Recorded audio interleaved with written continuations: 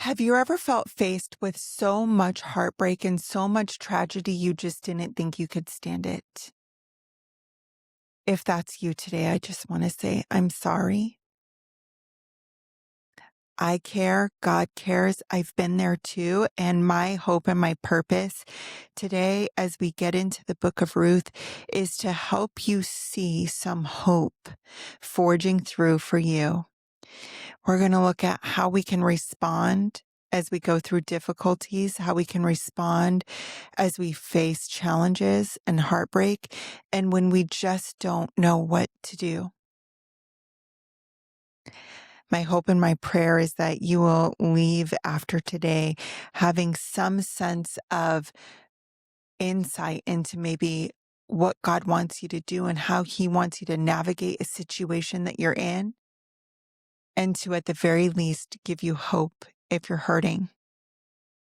So let's get into Ruth chapter 1, verse 1. It says, "Now it came about in the days when the judges governed that there was a famine in the land, and a certain man of Bethlehem in Judah went to sojourn in the land of Moab with his wife and his 2 sons." Verse 4, "They took for themselves Moabite women as wives. The name of the one was Orpah, and the other name was Ruth.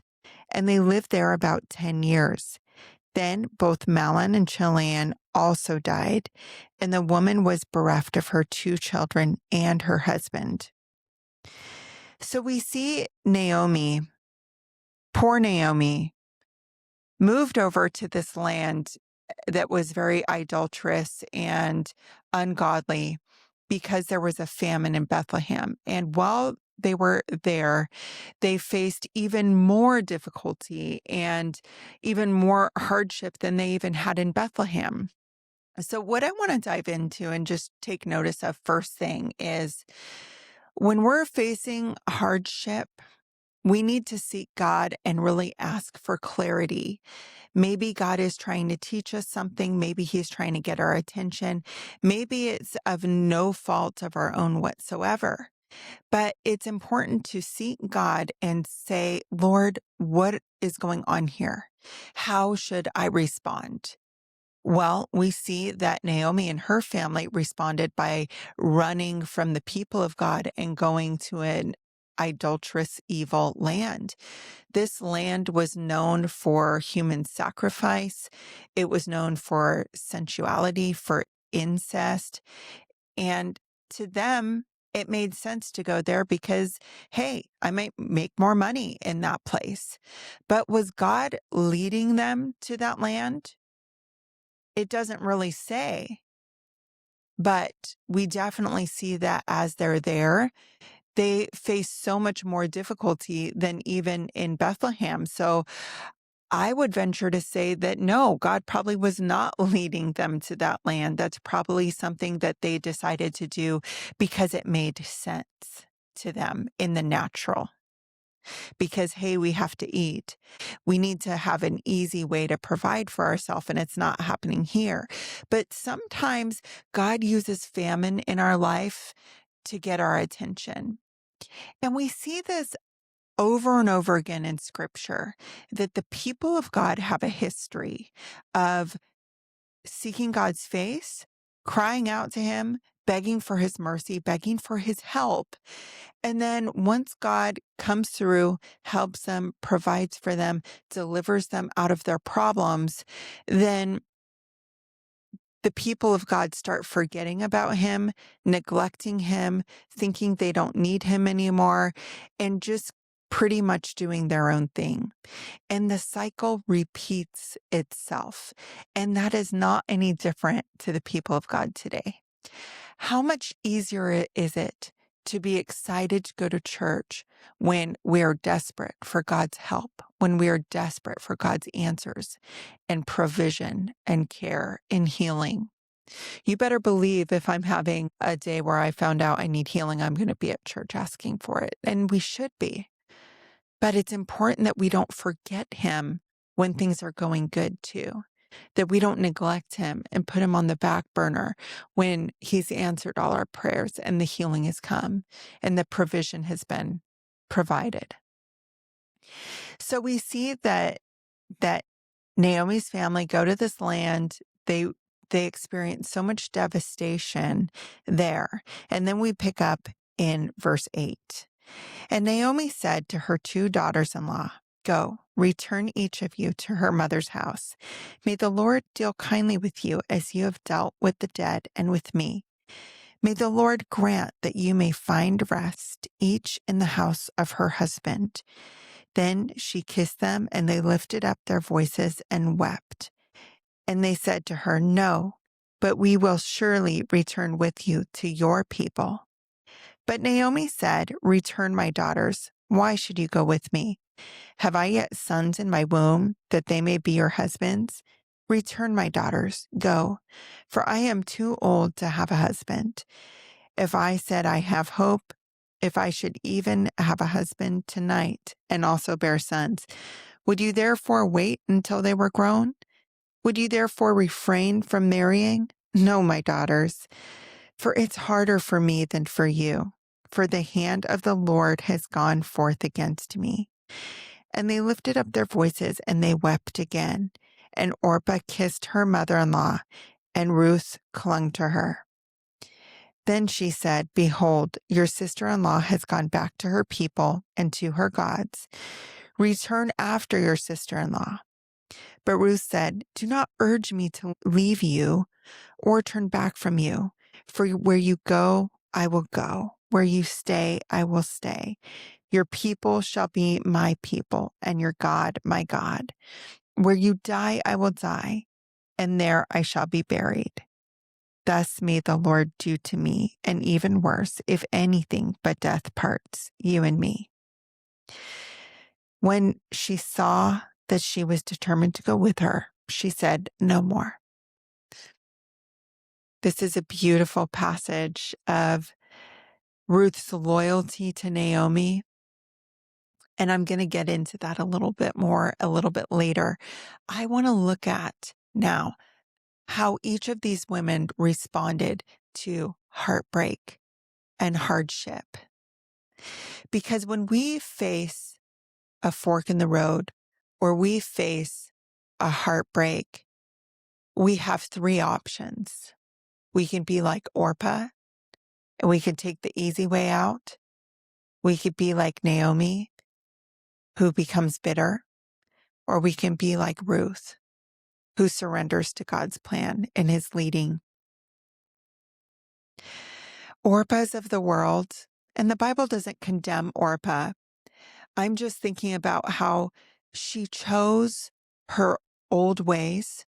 She chose her old culture and her old traditions and her old gods. It says specifically, Orpah went back to her other gods, which were sensuality, human sacrifice.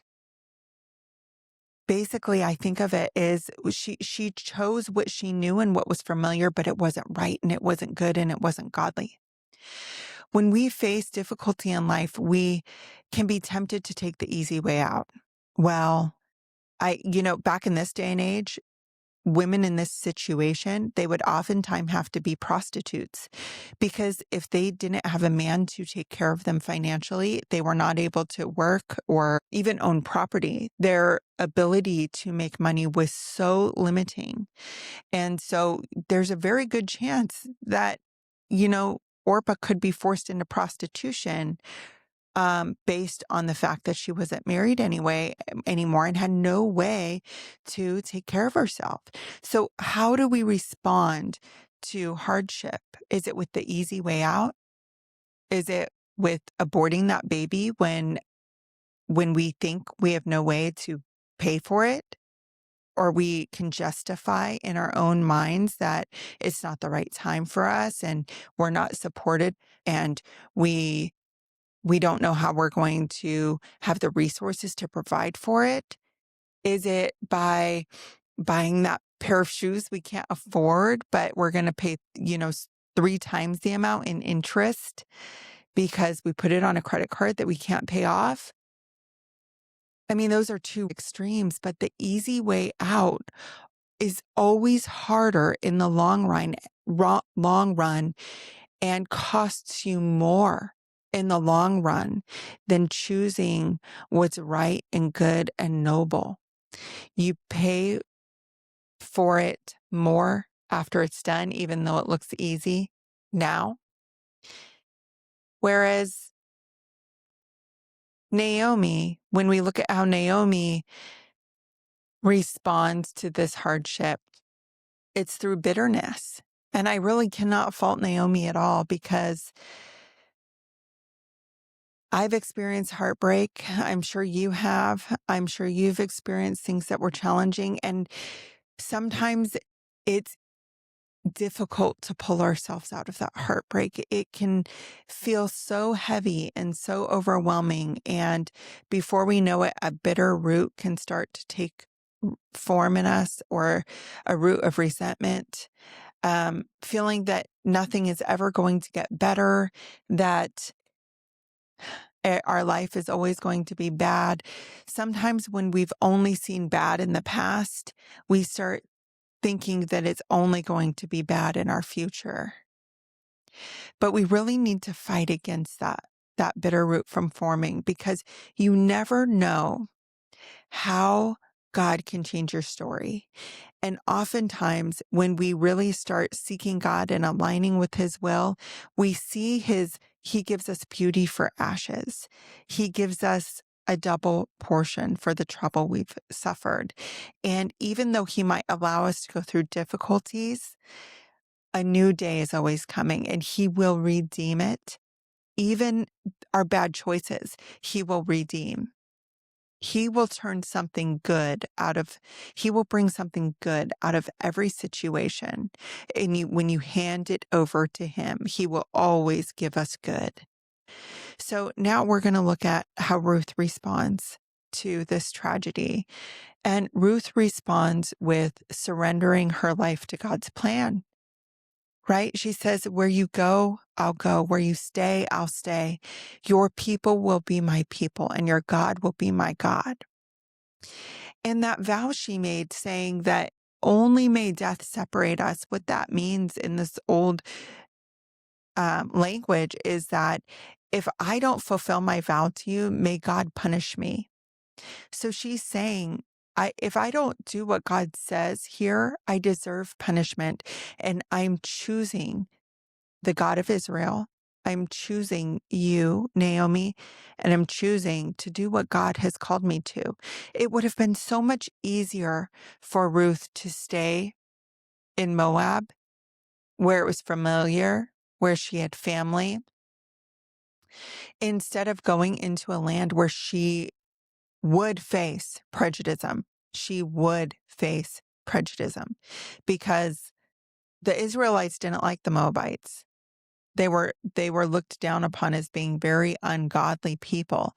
And so Ruth knew she was going to put her out there so that she would be poor. They had no way to make money. And Ruth chose the hard way, but the right way. She was loyal. She had good character. And what we were going to see as we continue on is that God blesses her for making the godly decision. And it may look like it's going to cost you something up front. Making the right decision always looks expensive up front. Making the right decision is going to cost you on the front end. It may be hard at first, but when we make the right decision, and that is seeking God's face, seeking God's will, seeing what He has for us to do, it will cost us initially, but it will give us tremendous dividends when we're through. And we're going to see that as we continue on in chapter 2.